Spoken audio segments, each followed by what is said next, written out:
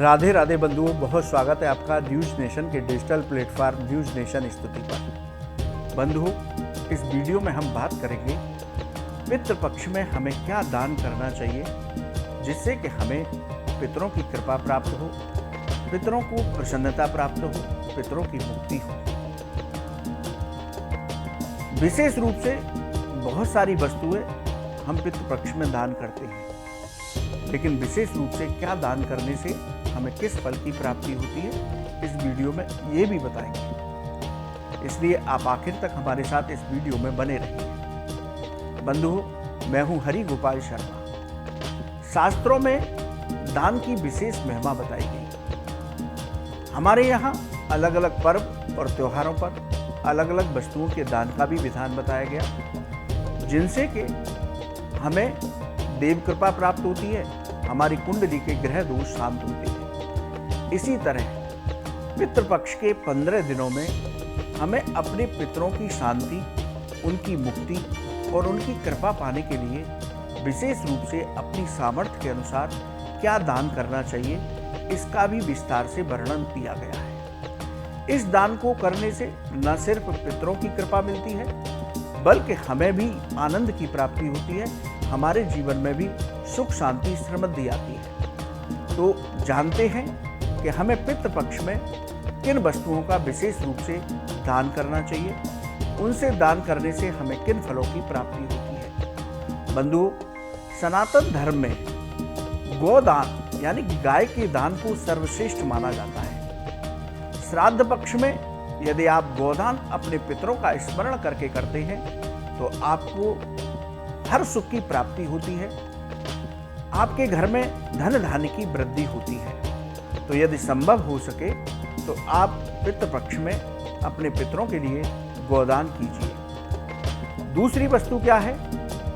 पितृपक्ष में आप यदि गाय के घी का दान करते हैं तो आपके पितरों को शांति प्राप्त होती है और घर में शुभ और मंगलकारी कार्य संपन्न होते हैं। तो पितृपक्ष में आप अपनी सामर्थ्य के अनुसार गाय के घी का दान भी कर सकते हैं। बंधुओं, पितृपक्ष में हमें गेहूं और चावल का दान विशेष रूप से करना चाहिए। यदि ये अनाज संभव नहीं या आप और अधिक अनाजों का दान कर सकते हैं तो हमें अपने पितरों की मुक्ति के लिए, शांति के लिए अन्न का दान अवश्य करना चाहिए अपनी सामर्थ्य के अनुसार। ऐसा दान करने से पितरों को शांति प्राप्त होती है और हमारी मनोकामनाएं भी पूर्ण होती हैं।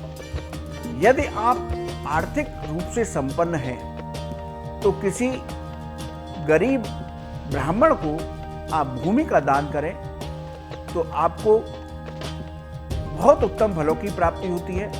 आपके पितरों का आशीर्वाद आपको प्राप्त होता है, आपको संतान और संपत्ति इनमें आपकी वृद्धि होती है।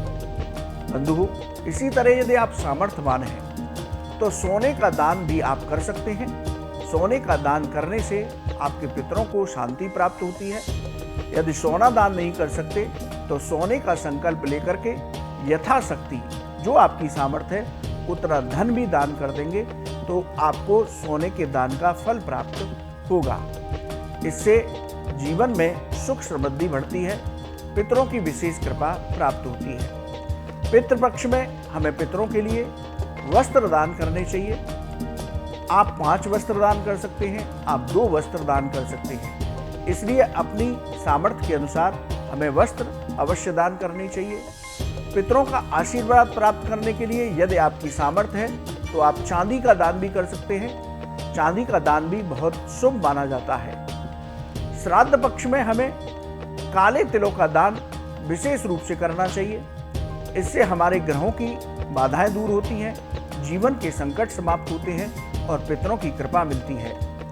पितृपक्ष में हमें नमक का दान भी करना चाहिए, ये बहुत शुभ माना जाता है। तो आप नमक का दान भी अपनी सामर्थ्य के अनुसार ब्राह्मणों को, गरीबों को कर सकते हैं। इसी तरह आप गुड़ का दान कर सकते हैं, छाते का दान कर सकते हैं, जूते चप्पल का भी दान कर सकते हैं। तो बंधुओं, ये वो वस्तुएं हैं जिनको अपनी सामर्थ्य के अनुसार हमें पितृपक्ष में अपने पितरों के लिए, ब्राह्मण और गरीबों को दान करना चाहिए। ऐसा यदि आप करते हैं तो आपके पितरों को शांति प्राप्त होती है, वो प्रसन्न होते हैं और उनकी प्रसन्नता से जीवन में सुख शांति समृद्धि का वास होता है। घर परिवार में आनंद का वातावरण होता है, घर में मांगलिक कार्य होते हैं, वंश वृद्धि होती है, संपत्ति की वृद्धि होती है। तो बंधुओं, आप अपनी सामर्थ्य के अनुसार पितृपक्ष में इन वस्तुओं का दान अवश्य कीजिए, जिससे आपको पितरों की कृपा मिले और आपको भी जीवन की बाधाओं से मुक्ति मिले, कुंडली के ग्रहों की पीड़ा से मुक्ति मिले। बंधुओं, पितृपक्ष बहुत कल्याणकारी है, पितरों की कृपा पाने का सर्वोत्तम समय है, इसलिए इन वस्तुओं का दान करके आप उनकी कृपा प्राप्त कर लीजिए। बंधुओं, आपको ये वीडियो कैसा लगा आप हमारे कमेंट बॉक्स में लिखें। यदि ज्योतिष और धर्म से संबंधित आपका कोई सवाल है, आप हमारे कमेंट बॉक्स में लिखें, हम उसका जवाब अवश्य देंगे। आप न्यूज़ नेशन के डिजिटल प्लेटफॉर्म पर जुड़े, आपका बहुत बहुत धन्यवाद। राधे राधे।